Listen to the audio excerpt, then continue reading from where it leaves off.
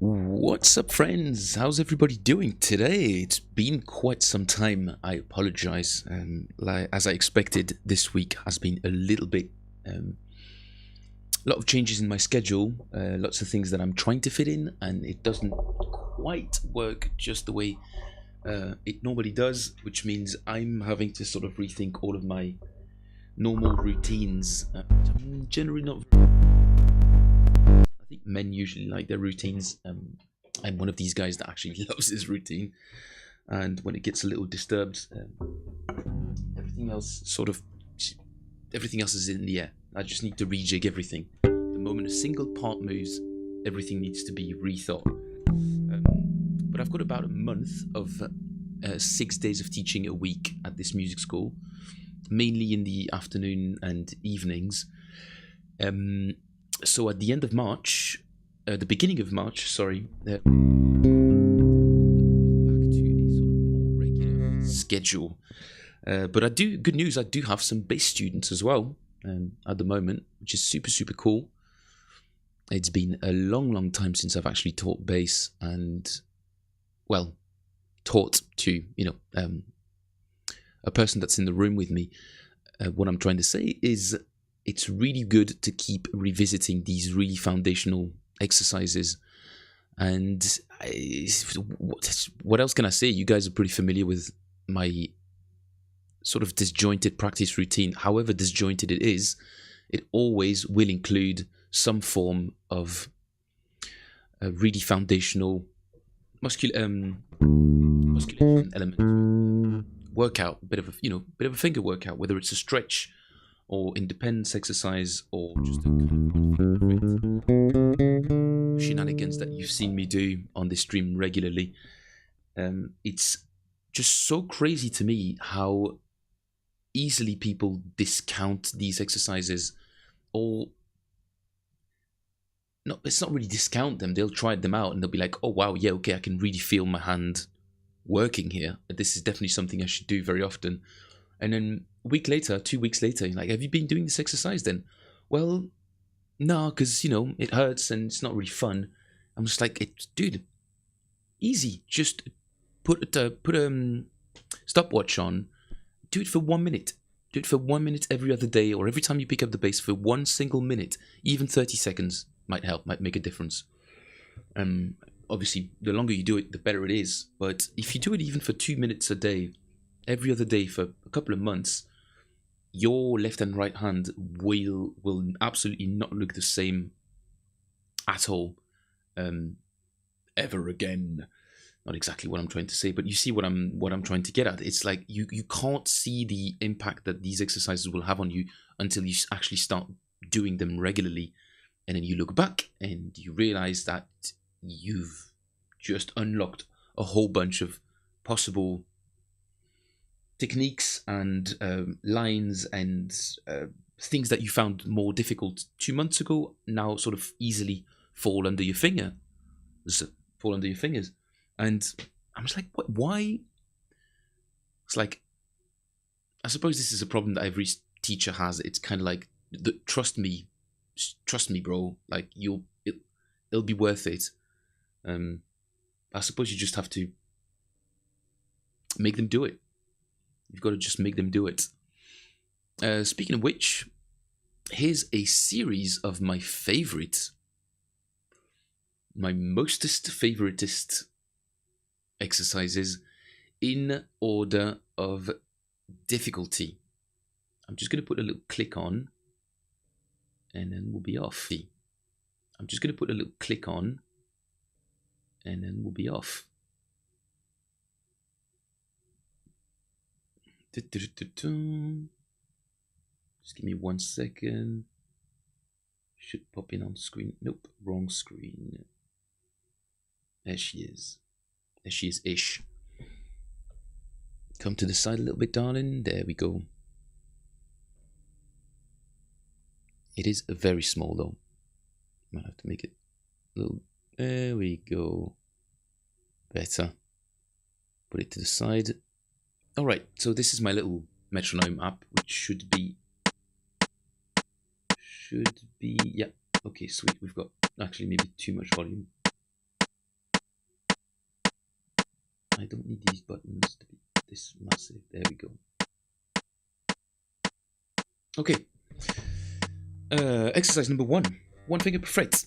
Obviously, the idea of this is for you to strengthen the fingers individually, but also focusing on the position of your thumb, which for this particular exercise should be pushing against the sort of low end of the curve, the lower part of the neck curve. Your thumb should be sort of pressed against it, as in, imagine this is one of my fingers. Your thumb should be pressing it directly opposite the direction of your fingers, in the way that it makes it feel like you've got a solid grasp on it, but without having to push that hard. Easier to say, easier said than done. But that's the very first version of it. Alternating fingers on the right hand and following with the thumb. That's a lot of parameters to take in all at once. So take it one at a time, and take time to just readjust every single time you notice something wrong. Just slowly readjust it. My thumb starts shifting positions. Okay, pause. Thumb goes back in here. 1 finger per fret.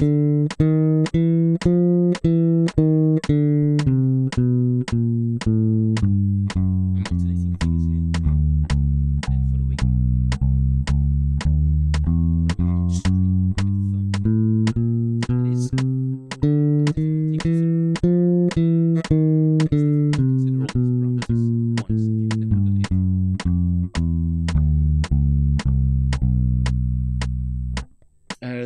But try to do it. Try to do it. However successful or unsuccessful you may be during that 1 or 2 minutes that you've got to practice this exercise, do your best. Do your best every time. And if you're missing a bunch of things, don't worry. Trust the process. Trust the process. It will fall into place eventually. These things will become instinctive. You just have to do them regularly. And once it's instinctive, you just need to maintain it. And maintain it requires less than 1% of what it took you to get to that instinct, to that level of instinct. It's much easier to maintain than it is to get there. So once you're there, it won't require that much work. So you get to a new floor essentially. That's the very first version, the very first variant of this exercise. Second one is kind of a static hold type of thing, much more painful, much more difficult. Once you've, I wouldn't say mastered, but once you've become comfortable with alternating fingers reliably, with following the strings with your thumb, each adjacent preceding string with the thumb, and your fingers sort of slapping against it, or being stopped essentially by the palm of your thumb. The position of your thumb in the back of the neck. Once these things are starting to fall into place, start moving on to this next exercise, this variant of the same exercise, which is to know one note, another one, and not to move your fingers from their position until they're required elsewhere. Obviously, we can't sort of reverse the exercise that way. We've got to reverse it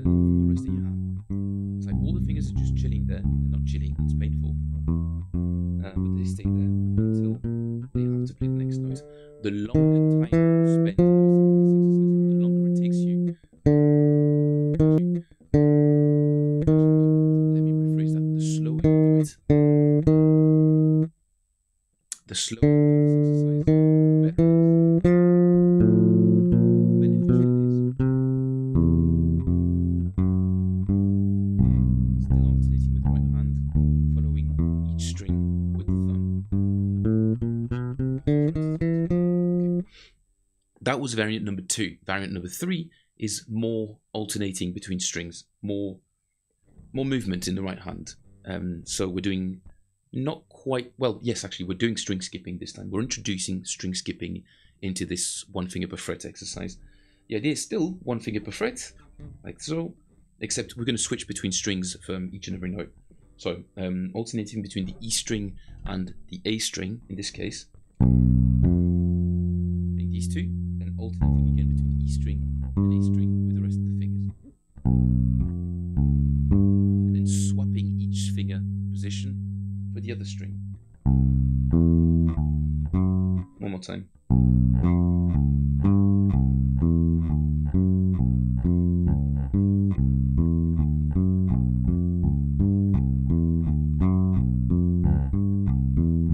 Once you become comfortable with that, you guessed it, we're alternating between the E string and the D string.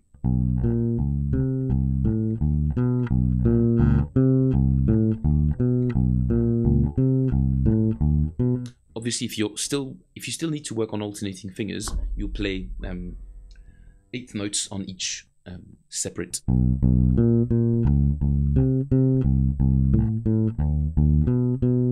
each separate note.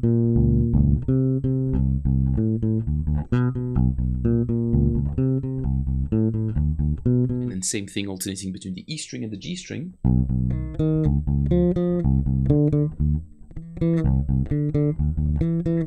Jesus. Always gives you a hard time.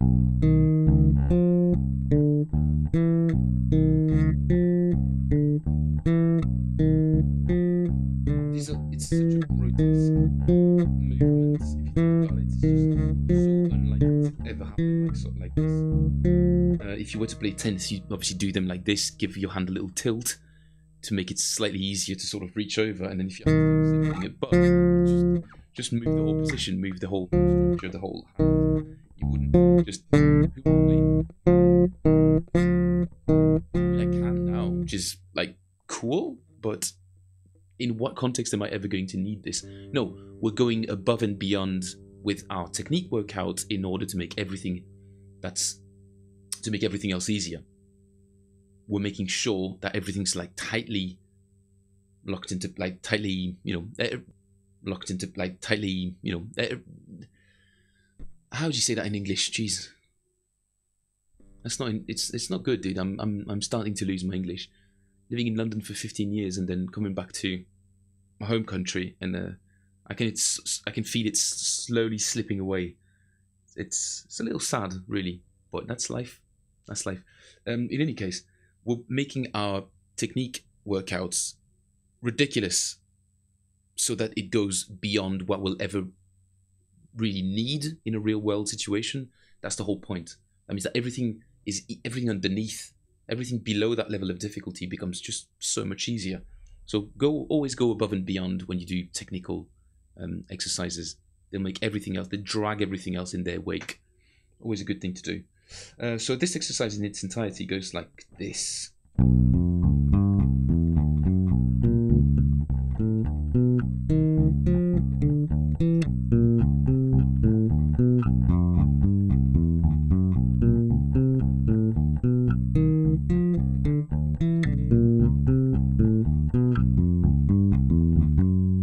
Whoever's been watching this stream before knows that this used to be one of my favorite exercises. You would also know that we've found actually more interesting ones. So this is probably the most different. Apologies. I did sleep very well last night, actually. I don't know why I just got. I suppose it's the post-lunch drowsiness. So quite similar to this string skipping exercise, but this one we're going to drag all the way across, along the neck, not across the neck. Well, across and along, in fact. Let me just remember it.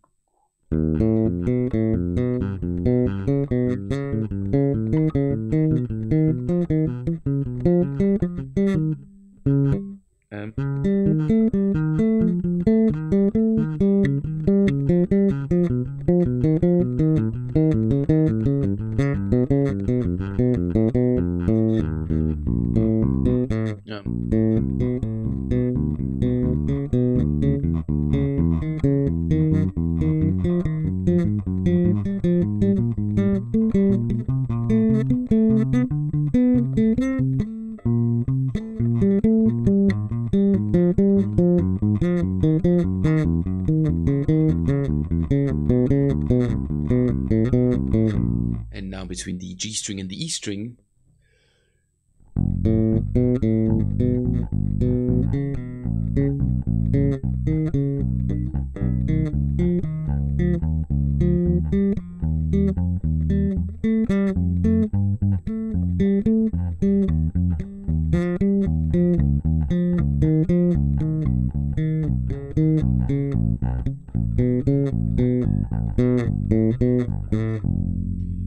Oh boy, this one hurts. Oh, sorry, I just realized that the bass was hiding the top end of the neck there. Let me just show that again, the beginning of this exercise, starting alternating between the G string and the D string. So we're doing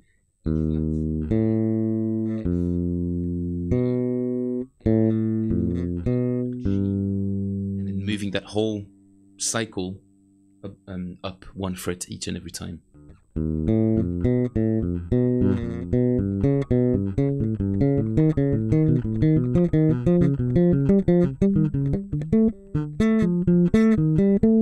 Kind of arbitrarily deciding to I'm arbitrarily deciding to stop on the F, to reversing the direction of the exercise on the what's up Akil, good to see you, dude. These 5 days felt pretty long without the streams. I know, dude, I know, I feel the same way, man.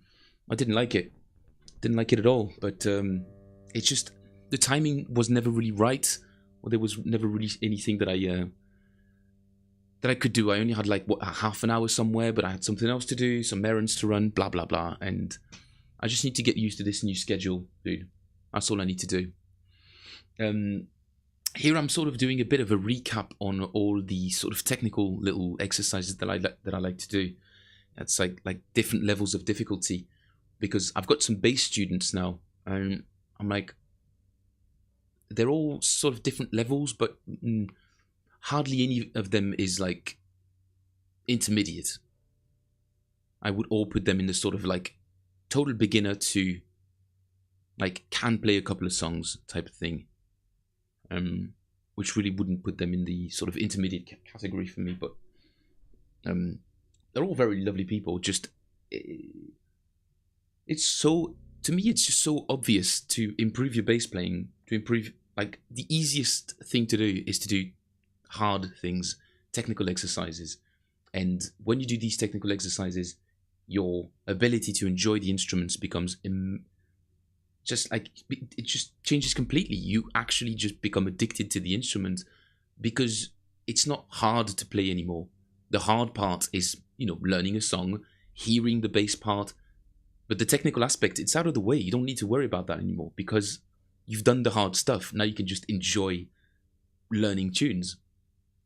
It's a different level of enjoyment, dude. And I never quite understood why I keep giving these people like exercises and telling them like, I never got hurt. Never in my life have I gotten any issues with my hands, with my fingers, that are linked to bass playing. I can do 2-hour shows. It's not the longest gigs, like, granted, but I can do 2-hour long shows, and the first thing that will give in will be my back and my shoulder. Not much you can do against that, apart from buying a lighter bass. But I like my 5 strings, so what am I gonna do? Akil says I'll be performing Nothing Else Matters on January 28th. Dude, that's awesome. Fingerstyle is killing me. I realized how elite bass players are. Oh, dude. It's a different technique, dude. The more I delve into the piano, the more I realize that their harmony skills and knowledge and all that is elite, dude. My understanding of harmony, my practical applications of harmony were just so primitive compared to what piano players have to do in order to, transcribe a tune on the spot, in order to hear the chords on the spot, knowing what inversions and what sort of scales and double stops, chords will work on top of different things. It's really, really something else, dude. Really something else. I think this is, now we've come to the Hadrian Feraud exercises, which are to me the sort of pinnacle of one finger per fret exercises, because they're not really musical by themselves, but because they are essentially a chromatic scale, they are a lot more useful than these sort of weird, very mathematical, nearly geometric patterns. Completely different thing here with the Hadrian stuff. This stuff can have actual practical uses in the wild. Akil, you'll be familiar with that stuff. I've played it, I don't know, hundreds of times now, maybe 50 times, something like that. I've removed one armrest from my chair. It's just so much better now. So much easier now to play at the same time. Just an absolute pleasure. And I've got the little wheel spokes, whatever, that I can put my foot on. I could even be like Yannick probably and put like a little footstool.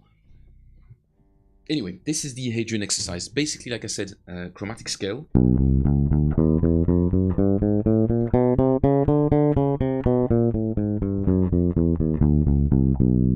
going from B to D.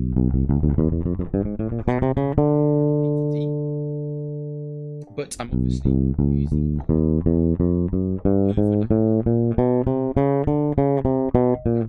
string has over the other in order to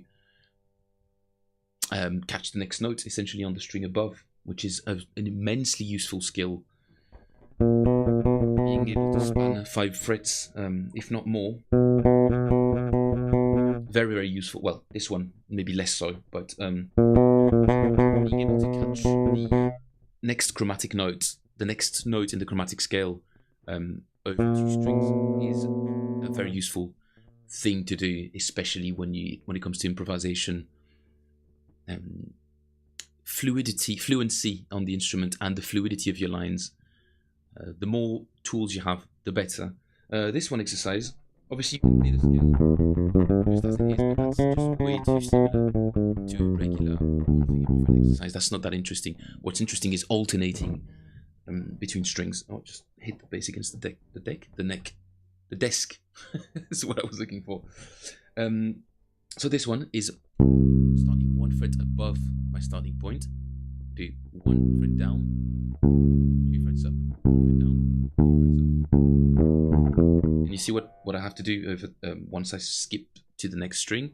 1 down, 2 up, 1 down, 2 up, 1 down, 2 up, which means, so it's not too bad of an interval, this.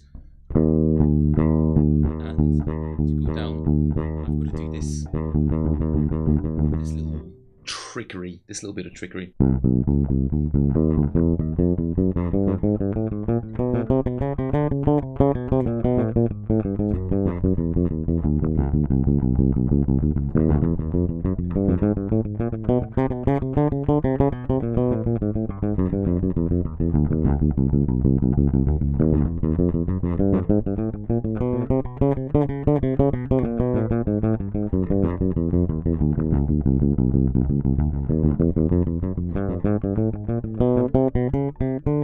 Obviously, ideally, doing all of this with a click.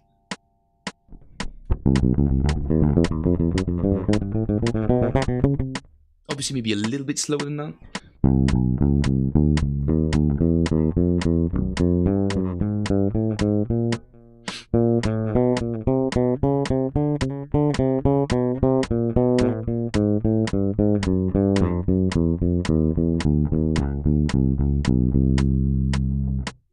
The other variant of this exercise is doing the same thing essentially, but playing each and every note in a kind of triplet type of way, which I will now demonstrate. 1 down, and instead of going 2 up, we're going 1 up, 1 up. That's basically the only difference. 1 down, 1 up, 1 down, 1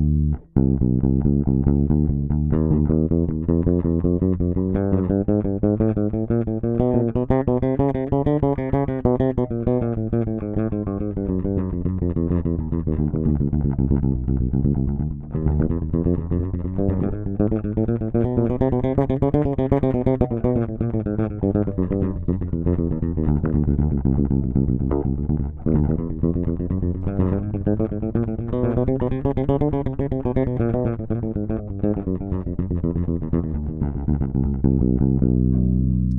very, very good exercise.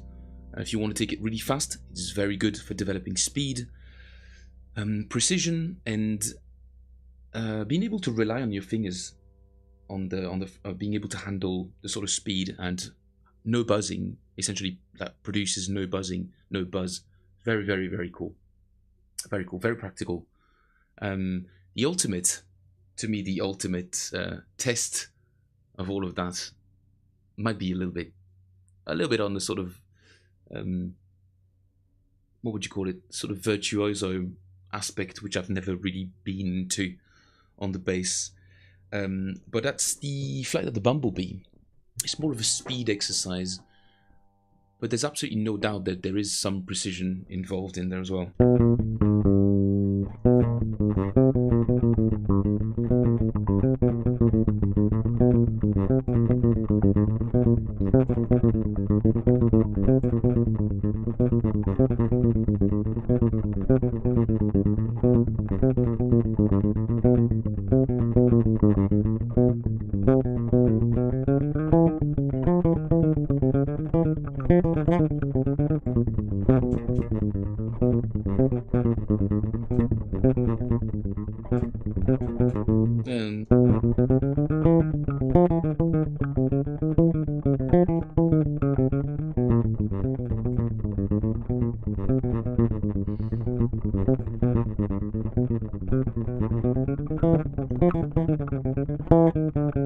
You catch the you're getting the idea essentially. So variant number 1, fret, up and down, checking for your thumb position, making sure everything's right in place. Thumb can't be here, it's got to be totally supporting, totally not centered, but 100% focused on your thumb. Needs to be focused. You should be focused on having your thumb being the sort of counterpoint to the structure that's in front of it that you're going to be putting on the neck. Usually a lot of fretting and technical problems can be resolved by checking your thumb position. It's usually it would have drifted all the way to the side, somewhere over there, because you've moved up the neck, or you're kind of struggling to keep it sort of centered. So having a very, very, very slight, being able to lock it in place, very good, but being able to unlock it really quickly as well, changing positions like so, very, very useful. Variant number 2, the static hold, where each finger moves individually whenever it needs to be on another fret, stays in place until it has to move. Variant number 3, alternating between strings.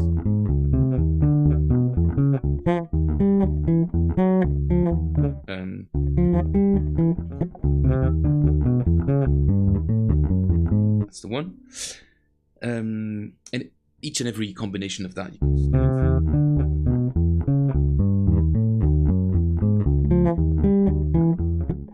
And then, swapping strings as you see fit. It's basically your decision. Similar, but in a more of a sort of longitudinal way. Lars Lehmann, I don't think I mentioned the name of his of this bass player I get this exercise from. Daisy is metal. I like to call it classical versus street positions, but really I try to just let my thumb relax and go where it goes. The problem is that for most people, it will go in a place where it's just not useful at all. Every single time I've got students and they just sort of let their thumb do what it wants, it just ends up in a completely useless position, and they're unable to affect any kind of pressure on the neck because the thumb is just not where it needs to be, which means they end up with really cramped fingers that will just choke the neck like so, which gives them absolutely no reach at all. Try doing more than a 3-fret stretch with this kind of thumb position, just impossible. You've got to tame your thumb, and you've got, especially when we start talking about more complicated, more technical lines, impossible without having some thumb discipline on both sides, by the way. I'm a big proponent of having the thumb follow on. Sorry, couldn't see because of the chat, but you can see that my thumb likes to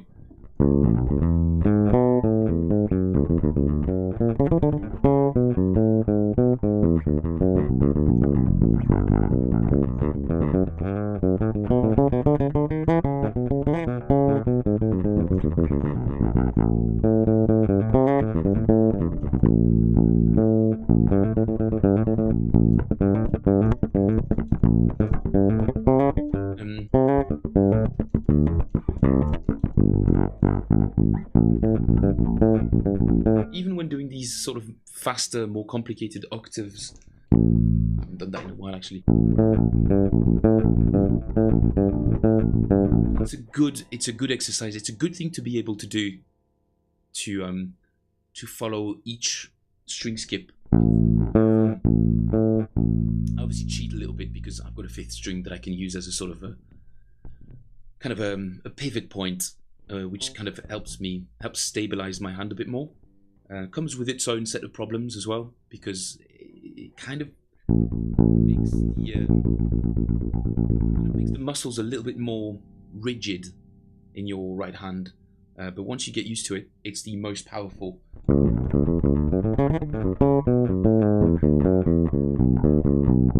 It's just an extra layer of protection, an extra layer of muting. That is just really, really, really good. So this Lars Lehmann exercise, just really quickly to recap, and then I'll have to be out of here. So you guys need to see it, otherwise it's pointless. Oh.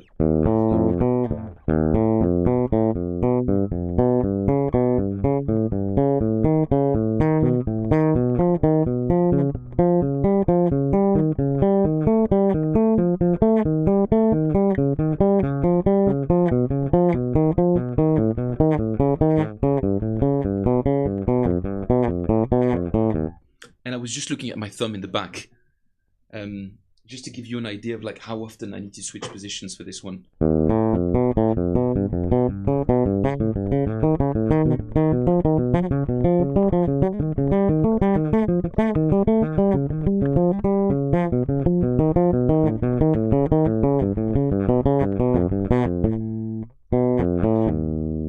See what I mean? Unstuck, stuck, unstuck, stuck. Yo, what's up, Zach? Good to see you, dude. It's been a while. How have you been?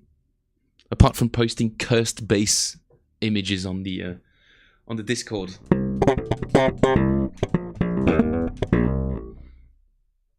Nah.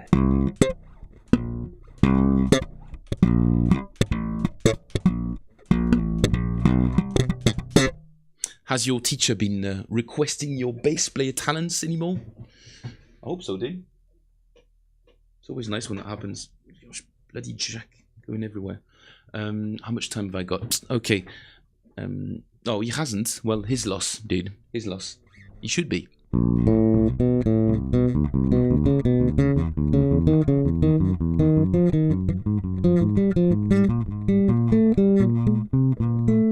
Ooh, doesn't feel that good anymore. I should reintroduce this exercise back into my stream.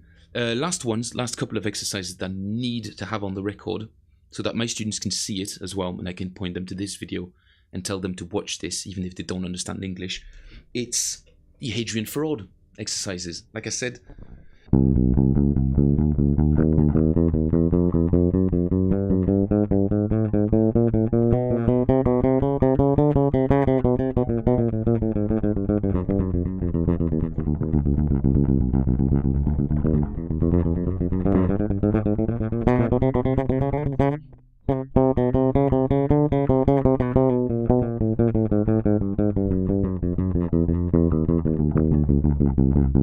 yeah, I'm a little bit out of shape on that one as well. This needs to come back. This definitely needs to come back. Anyway, this is the exercise that comes the closest to anything that you would normally do in the wild, like improvising. It's actually pretty common that you would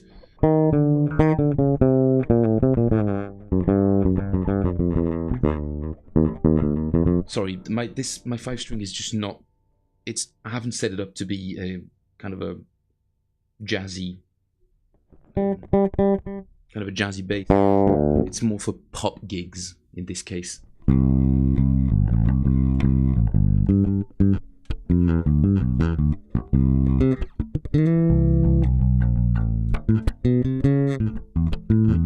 Gospel or funk. Anyway, that's all for me today, guys. Like I said, I've got another evening of teaching today and tomorrow and Saturday. I hope to be able to stream again tomorrow. I hope so. Otherwise, it's going to have to be Monday, I reckon, until I get used to my new schedule and I find a way to stream earlier in the day. But the schedule is going to change, that's for sure. A lot more.